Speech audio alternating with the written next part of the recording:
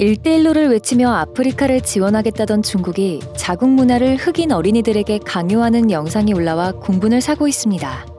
지난 22일 트위터에는 회색 도복을 입은 흑인 어린이들이 눈물을 흘리며 체벌을 받는 영상이 게시되었는데 중국식 악마 제국주의라는 제목이 붙은 15초 남짓한 영상에서는 팔 위에 막대를 하나씩 얹은 흑인 어린이들이 중국어 노래를 부르는 내용이 담겨 있습니다.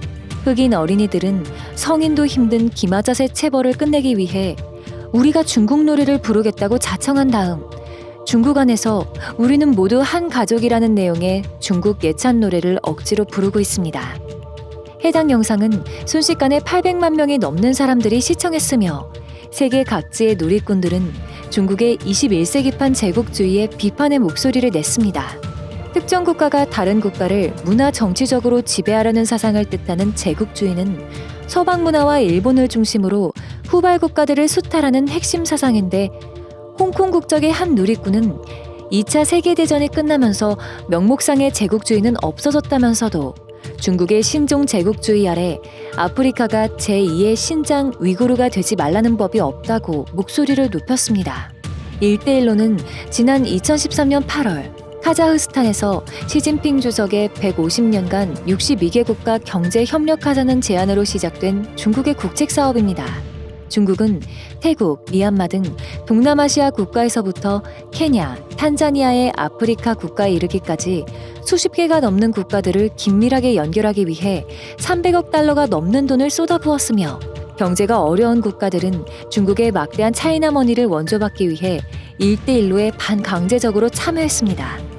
하지만 돈을 원조받은 국가들이 결국 중국 기업에게 공사를 맡긴다는 점, 중국 기업들은 현지인이 아닌 중국인들만을 고용한다는 점, 중국의 문화를 강요한다는 점 등의 문제점이 불거지면서 1대1로는 중국의 패권주의를 확립하기 위한 수단에 불과하다는 비판이 일었고 결국 2017년 파키스탄 정부가 15조 원 규모의 건설 사업을 취소한 것을 시작으로 네팔, 스리랑카 등이 잇따라 중국과의 건설 계약을 취소했습니다. 그렇지만 아프리카의 경우 경제적으로 낙후된 국가들이 많고 이미 중국의 자본금을 지원받아 건설 사업을 벌였다는 점에서 이 같은 중국 문화를 강요받을 수밖에 없다는 해석도 나오고 있습니다.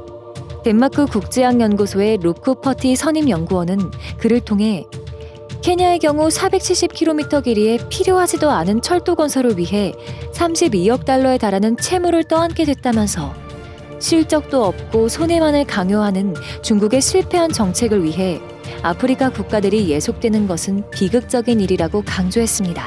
이상 속보TV였습니다. 시청해주셔서 고맙습니다.